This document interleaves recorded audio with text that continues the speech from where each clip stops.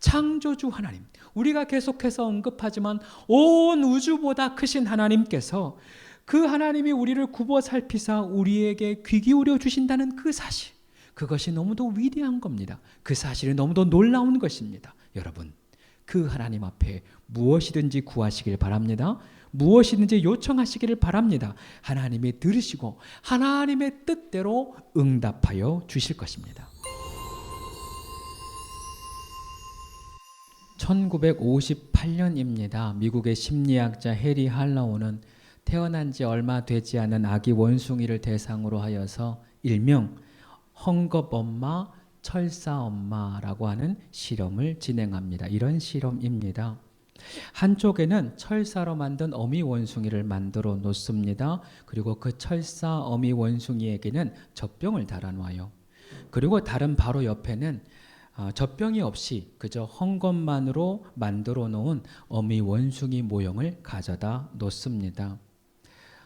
이 아기 원숭이가 어떤 것을 선택할까? 그 실험입니다. 당시만 하더라도 많은 심리학자들이 아기 원숭이가 젖병이 있는 철사 엄마를 선택할 것이라고 예상을 했습니다. 그러나 결과는 정반대였어요. 이 원숭이가 우유가 필요할 때를 제외하고는 대부분 헝겊 엄마를 찾아갑니다. 심지어 우유를 먹는 그 순간에도 손이나 다리 한쪽은 헝겊 엄마를 대고 있는 거예요. 이 실험을 통해서 학자들은 따뜻한 접촉이 마음에 안정을 준다는 결과를 얻게 됩니다. 이를 심리학 용어로 접촉위안이라고 부릅니다. 우리는 사랑하는 사람의 따뜻한 접촉을 통해 위로와 평안을 얻습니다. 우리는 누군가의 사랑 안에 거할 때, 누군가의 품 안에 거할 때 위로와 평안을 얻도록 하나님이 만들어 놓은 것입니다. 즉 궁극적으로 우리 모두는 하나님 안에 거할 때 위로를 얻고 하나님 품 안에 거할 때 평안을 얻는다는 거예요. 오늘은 지난주에 이어서 평안의 비결 그 두 번째 시간을 함께 나누려 합니다. 평안의 비결 그 두 번째 시간, 하나님 안에 거하는 시간이요, 하나님 품에 거하는 시간입니다. 바로 기도의 시간입니다. 우리는 지난주 요한복음 14장 27절 말씀을 보았어요. 평안을 너희에게 끼치노니 곧 나의 평안을 너희에게 주노라. 내가 너희에게 주는 것은 세상에 주는 것과 같지 않다라고 말씀하셨습니다. 이 말씀을 한 번만 더 생각해 볼 필요가 있습니다. 예수님이 주시는 평안은 세상에 주는 평안과 다르다 말씀하십니다. 그렇다면 세상에 주는 평안이 있다는 거예요. 세상에 주는 평안은 어떤 것이 있을까요? 예를 들어보도록 하겠습니다. 첫 번째입니다. 세상 사람들이 가슴이 답답하고 머리가 무거워지고 뭔가 좀 안 풀릴 때, 스트레스가 있을 때 담배 한 달을 피우면 그렇게 속이 시원하대요. 물론 저는 안 해봤어요. 제가 경험을 되짚어 보니까 어린 시절에 할아버지가 태우시던 예전에 청자, 백자 그 담배가 있었어요. 아는 사람은 옛날 사람이에요. 그걸 하나 훔쳐서 흉내 내본 기억은 있습니다만은 제가 제대로 담배를 태워본 적은 없는 것 같아요. 사실 그 안에 있는 니코틴 혹은 커피 안에 있는 카페인은 우리의 교감신경을 활성화시킵니다. 뇌에 각성 효과를 준다는 거예요. 그래서 단기간적으로 스트레스를 해소하고 집중력을 증가시키는 효과가 있습니다. 실제로 마음이 조금 평안해진다는 거예요. 그런데 문제가 있죠. 중독성이 매우 강하다는 거예요. 결국 내 몸을 또 내 정신을 망가뜨리게 됩니다. 또 하나의 예시가 있습니다. 평안을 얻는 세상의 방법 중에 대표적인 것이 명상이에요. 이 명상은 흔히 불교나 힌두교, 즉 종교 안에서도 자주 사용이 됩니다. 명상을 하면 생각이 없어진다라고 생각을 해요. 사실 그렇지는 않아요. 명상의 본질은 생각이나 잡념을 없애는 게 아니라 오히려 어느 한 지점에 집중하는 겁니다. 여러분, 우리의 뇌는 생각을 멈추지를 않아요. 심지어 자는 순간에도 생각을 계속하도록 만들어져 있습니다. 생각을 멈춘 뇌는 죽어있는 뇌예요. 죽으면 생각이 멈춰요. 옆 사람들에게 인사합시다. 살아있으니 다행입니다. 그래서 이 뇌를 내 스스로 혹은 생각을 내 스스로 멈출 수는 없다는 거예요. 죽지 않는 한. 그런데 명상을 하면, 즉 뭐 어디 한 가지에 집중을 하면 이 뇌라는 것이 참 재밌게도 한 가지에 집중할 때 다른 생각을 하지 않도록 디자인이 되어 있어요. 이 명상을 하면 흔히들 호흡에 집중하거나 소리에 집중하거나 촉감에 집중합니다. 그러면 그 집중을 통하여서 다른 생각을 안 할 수 있도록 돕는 겁니다. 문제는 이러한 방법은 우리의 삶에 실질적인 평강을 주지 못한다는 거예요. 지난주에 말씀드렸죠. 세상이 주는 평안은 세상이 주는 것이 끝날 때 평안이 불안으로 바뀌어진다 그랬어요. 문제 해결에 전혀 도움이 되지 않습니다. 결국에는 불완전한 평안이라는 거예요. 그러나 오늘 성경이 이야기하는 하나님이 주시는 평안은 그 근원부터 다릅니다. 우리 주님은 십자가 고난을 이미 알고 계셨습니다. 그럼에도 불구하고 그 심령 안에 하나님이 주시는 평안이 충만했습니다. 그리고 그 내 안에 있는, 주님 안에 있는 평안을 제자들에게 나누어 주시는 것입니다. 그렇습니다. 하나님이 주시는 평안의 근원은 하나님께 있는 겁니다. 오늘 주님이 약속하신 평안, 세상이 줄 수 없는 세상과 다른 평강은 그 근원이 하나님, 주님께 있는 것입니다. 그래서 그 평안을 얻는 방법 또한 하나님께 구하면 되는 거예요. 하나님께 있는 평안을 하나님께 기도할 때, 하나님께 구할 때 우리는 얻을 수 있다라는 겁니다. 우리가 방금 찬양했어요. 찬송가 469장의 찬양입니다. 내 영혼의 평화가 넘쳐남은 주의 축복을 받음이라. 내가 주야로 주님과 함께 있어서 그 평안을 누리는 겁니다. 이 땅 위에 험한 길 가는 동안 참된 평화가 어디 있는가? 없어요. 우리 모두 다 예수를 친구 삼아서 참 평안을 누리게 되는 겁니다. 그래서 우리가 후렴에서 찬양하죠. 평화 평화로다. 어디에서? 하늘 위에서 내려오네. 그 사랑의 물결이 영원토록 내 영혼을 덮으소서. 하늘에 있는 그 평안이 우리에게 임하기를 기도하는 겁니다. 이 후렴의 가사가 영어 가사인데 원래 원어로 직역을 하면 이렇게 돼요. 평화, 평화, 놀라운 평화. 하늘의 아버지로부터 내려온다. 내가 간구하오니 내 영혼을 그 사랑의 물결에 영원히 덮어주소서라고 하는 가사입니다. 그렇습니다.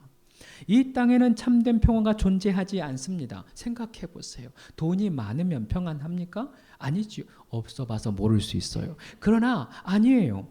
오히려 더 싸움이 일어납니다. 더 욕심이 일어날 뿐입니다. 관직이 높아지면 편안해집니까? 아니죠. 사회에서 관직이 높아질수록 밑에서는 치고 올라오고 위에서는 치이고 언제 강등이 될지 모르는 불안감이 올라갈수록 넘쳐나는 거예요. 그렇다고 해서 그 문제에서 도피하면 평안해집니까? 그것도 아니지요. 도망가도 결국은 인생길인 거예요. 인생 위에서 도망하는 거예요. 굽이 지고 능성이 지고 힘들고 지쳐서 걸어가는 것이 우리의 인생길입니다. 다시 말씀드립니다. 참된 평안은 하나님께만 있습니다. 참된 평안은 하나님께로부터 옵니다. 그 평안 우리가 기도할 때 하나님이 선물로 주십니다. 우리가 구할 때 하나님이 그 평안을 선물로 주십니다. 믿으시기 바랍니다. 오늘 말씀이 그 이야기를 하는 거예요. 오늘의 말씀 빌립보서 4장 6절에서 7절이죠. 제가 다시 한번 읽겠습니다. 아무것도 염려하지 말고 오직 모든 일에 기도와 간구로 너희 구할 것을 감사함으로 하나님께 아뢰라. 그리하면 기도하면 모든 지각에 뛰어난 하나님의 평강이 그리스도 예수 안에서 너희 마음과 생각을 지키시리라 말씀합니다. 오늘 성경이 지금 무엇을 말씀하고 있습니까? 염려를 선택하지 말고 기도하기를 선택하라는 거예요. 걱정하기를 선택하지 말고 오히려 하나님께 감사함으로 구하라 라고 말씀하고 있습니다. 그러면 어떻게 된다고 합니까? 하늘의 평강이, 하나님의 평강이 우리의 마음을 지키신다. 하나님의 평안이 우리의 생각을 지키신다라고 약속하고 계십니다. 그렇습니다. 기도는 평안의 통로입니다. 우리가 기도할 때 하늘의 평강이 그 기도의 줄을 타고 우리에게 임하는 겁니다. 우리가 기도할 때 그 기도의 관을 타고 하나님의 평강이 우리 안에 채워지기 시작하는 거예요. 그러면 다시 근원적인 질문부터 해봅시다. 기도란 무엇인가? 라는 겁니다. 기도는 무엇일까요? 기도는 하나님과 대화하는 겁니다. 어떤 분들은 기도를 주문처럼 생각하는 분들이 계세요. 식당에 가면 벨을 눌러서 주문하잖아요. 사장님 이거 주세요, 이거 주세요 주문합니다. 그러면 사장님이 그 주문한 대로 가져다 줘요.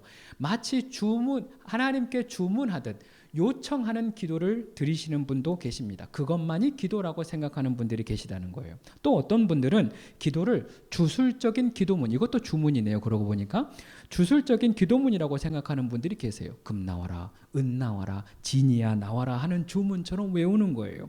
그러나 기도는 자동 판매기가 아니고 마법도 아닙니다. 기도는 하나님과 대화하는 시간입니다. 내 마음에 있는 어려움이나 내 마음에 있는 필요를, 우리의 삶의 필요를 하나님께 대화하며 이야기하는 것입니다. 누구에게도 말할 수 없는 내 안의 여러 가지 문제들을 하나님 앞에 이야기하는 겁니다. 어떤 방식으로 기도해야 할까요? 큰 소리로 해도 괜찮고 작은 소리로 해도 괜찮습니다. 침묵으로는 안 됩니까? 침묵도 괜찮습니다. 그런데 제가 해보니까 침묵 기도를 하면 다른 생각이 자꾸만 틈타요. 그래서 분명히 이것을 위해서 기도했는데 내 생각이 정신 차려보니까 이쪽에 가 있어요. 그러다 보니 침묵으로 하는 기도보다 오히려 내가 소리를 내서 작은 소리로라도 문장으로 표현하는 기도가 훨씬 더 유익합니다. 어떤 분들은 이야기해요. 때로 내가 너무 욕심만을 구하는 것 같아서 이런 기도는 안 하는 게 낫지 않나요? 묻는 분들이 있습니다. 그러나 괜찮습니다. 하나님께는 무엇이든지 구해도 괜찮습니다. 할렐루야. 다만 그렇다고 해서 우리 뜻대로 다 응답되는 것은 아니에요. 어떤 것은 응답되기도 하고 어떤 것은 거절되기도 합니다. 어떤 것은 지연되기도 합니다. 그러나 이 모든 것이 하나님의 응답입니다. 우리의 필요가 아니라 하나님의 필요에 의해서 하나님의 뜻대로 가장 좋은 때에 가장 좋은 시간에 가장 좋은 것으로 응답되어지는데 그것이 때로는 거절이요 때로는 지연일 수도 있는 것이죠. 중요한 것은 우리 하나님 아버지께서 자녀된 우리의 기도를 듣고 계시다는 것이 중요합니다. 전능하신 우리 하나님, 크고 크신 하나님, 창조주 하나님, 우리가 계속해서 언급하지만 온 우주보다 크신 하나님께서 그 하나님이 우리를 굽어 살피사 우리에게 귀 기울여 주신다는 그 사실, 그것이 너무도 위대한 겁니다. 그 사실이 너무도 놀라운 것입니다. 여러분, 그 하나님 앞에 무엇이든지 구하시길 바랍니다. 무엇이든지 요청하시기를 바랍니다. 하나님이 들으시고 하나님의 뜻대로 응답하여 주실 것입니다. 한편 때로는 기도가 너무 안 될 때가 있어요. 기도가 너무 안 돼서 뭘 기도해야 될지 모를 때가 있습니다. 아무리 기도하려고 해도 기도하는 것이 떠오르지 않아서 답답할 때, 그래서 눈을 뜨고 시계를 본 후에 안 되겠다 싶어서 자리를 뜨시는 시간이 있어요. 대부분 그렇죠? 그러나 여러분, 아무것도 하지 않아도 하나님 앞에 있는 시간 자체가 축복입니다. 아무것도 하지 않아도 하나님 앞에 머물러 있는 시간이 은혜입니다. 여러분 기억하세요. 기도는 하나님과의 사귐입니다. 아무것도 하지 않아도 하나님과 나와 있는 그 시간 자체가 하나님께는 기도의 시간이 될 수가 있는 거예요. 저도 기도가 안 될 때가 있습니다. 예전에 한적한 기도방에 가면 너무 기도가 안 되니까 마음이 답답한 것이, 여러분 너무 마음이 답답하면 기도가 안 돼요. 그래서 한숨만 나와요. 저도 그래요. 한숨만 1000만 번 쉬고 나올 때가 있어요. 그러면 제 마음이 답답할까요? 그렇지 않아요. 오히려 그 시간 가운데 하나님의 은혜를 경험합니다. 그 안에 하나님과 내가 독대함으로 한숨만 1000만 번 쉬어도 오히려 그 안에서 하나님의 은혜가 있습니다. 하나님이 주시는 평강이 있고 하나님이 주시는 위로가 있어요. 하나님이 내 마음을 아시니까, 하나님이 내 마음의 상태도 이해하시니까, 그 자체를 받아주신다는 믿음이 있으니까 그 안에서 위로를 얻게 되는 것입니다. 성 아우구스티누스는 이런 말을 했어요. 하나님은 빈손에 채워주신다라고 했어요. 그저 하나님께 빈손으로 나아가면 하나님이 그 빈손을 채워주시는 겁니다. 내 마음에 무슨 기도를 해야 될지 떠오르지 않아도 괜찮아요. 그저 빈 마음 그대로, 빈손 그대로 하나님 앞에 내어드리면 하나님은 하나님의 위로와 하나님의 평강을 그 빈손에, 빈 마음에 채워주실 것입니다. 믿으시기 바랍니다. 자, 그렇다면 우리는 어떻게 기도해야 할까요? 오래전 이야기입니다. 결혼을 하고 싶은 노총각이 살았더랬습니다. 이 노총각이 결혼을 하고 싶은데 너무 안 되니까 기도를 하기 시작해요. 하나님 결혼하게 해주세요. 하나님 결혼하게 해주세요. 기도하는데 생각해보니 결혼할 대상자가 필요하잖아요. 그래서 하나님 여자를 주세요. 여자를 주세요. 기도합니다. 또 생각해봤어요. 그래도 결혼을 하려면 돈이 있어야 되니까, 여자를 사귀려면 돈이 있어야 되니까 하나님 돈을 주세요. 하나님 돈을 주세요라고 기도하게 됩니다. 어디서 들은 것은 있어서 하나님이 항시 기도하라고 했으니까 이것을 좀 추각해서 항시 기도하기 시작합니다. 주문처럼 기도해요. 하나님 결혼, 돈, 여자 한꺼번에 주세요. 하나님 결혼, 돈, 여자, 결혼, 돈, 여자 해서 돈 여자랑 결혼했대요. 이래서는 안 되잖아요. 여러 가지 기도의 말씀이 있지만 성경은 쉬지 말고 기도하라라고 말씀하십니다. 여기 쉬지 말고 기도하라 이 말이 방금 그 청년처럼 돈 여자 결혼, 돈 여자 결혼 주문처럼 외우라는 말은 아닙니다. 언젠가 제가 말씀을 드렸죠. 쉬지 말고 기도하라 이 말은 바닥을 치더라도 기도를 쉬지 마라. 내 믿음이 연약해지고 내 믿음이 저 지하 땅바닥 깊은 곳까지 떨어진다 할지라도 그때도 기도를 쉬지 마라. 그런 의미이죠. 즉 다시 말해 좋을 때이든지 그렇지 않을 때이든지, 기쁜 날이든지 아니면 내 심령이 바닥을 치고 우울할 때이든지 언제든지 하나님 앞에 기도하라, 그런 의미입니다. 그렇다고 아무 때나 기도하라는 의미는 아닙니다. 시간 남을 때, 남는 시간에 나 할 것 다 하고 그저 기도해라, 그런 뜻은 아닙니다. 예수님은 새벽 미명에 한적한 곳에 가셔서 기도하셨습니다. 이 사실이 개척교회 목사에게 얼마나 부담이 되는지 몰라요. 우리 건물이 생기면 이제 저희도 새벽 기도해야 되는데 여러분이 안 나오면 저도 안 할 거예요. 옆 사람과 인사합시다. 힘을 냅시다. 예수님은 새벽 미명에 한적한 곳에 가셔서 기도하십니다. 뿐만 아니라 밤중에도 산에 올라 기도하십니다. 이 말인즉슨 시간이 문제가 아니라 방해받지 않는 시간, 방해받지 않는 장소에서 기도하라는 겁니다. 주변에 방해받지 않고 하나님께 집중할 수 있는 그 시간, 주변의 방해를 받지 않고 하나님을 온전히 만날 수 있는 그 장소, 그러한 시간과 장소를 구별하여 하나님 앞에 날마다 기도하는 것이 좋다는 거죠. 한 걸음 더 나아가서 기도는 미리 하는 것입니다. 한 번만 따라하겠습니다. 기도는 미리 하는 것입니다. 많은 사람들이 어려움이 닥친 후에야 기도합니다. 소 잃고 외양간 고치듯이 기도하는 경우가 많아요. 예수님은 잡히시기 전날 밤에 제자들과 함께 기도하시다 잠들어있는 제자들을 깨우며 이야기하십니다. 시험에 들지 않게 깨어서 기도하라. 지금 시험에 든 게 아니에요. 곧 시험에 닥치니 미리 기도하라, 그런 의미입니다. 우리가 계속해서 기도할 이유가 바로 여기에 있습니다. 우리가 날마다 기도 통장을 통하여서 기도를 쌓는 이유가 여기 있습니다. 문제와 상관없이, 지금 내 어려움과 상관없이 미리 기도하고 미리 간구하는 것입니다. 하나님의 은혜와 축복을 날마다 사모하면서 미리 간구하는 것입니다. 찰스 스펄전 목사님이 쓰신 기도의 황금 열쇠라는 책이 있습니다. 그 내용에 이러한 그리스도의 삶을 꼬집은 내용이 있어요. 한번 들어보세요. 완전히 코너에 몰려 거의 죽게 되었을 때야 비로소 하나님께 울부짖는 것이 우리의 모습이다. 그러나 정말 감사하게도 자비의 하나님께서는 그런 굼뜬 기도까지도 들으시고 우리를 고통에서 건져주신다. 그러나 당신과 내가 꼭 이렇게 해야만 하겠는가? 주님께서 우리를 위해 역사하실 때까지 주야로 기도합시다.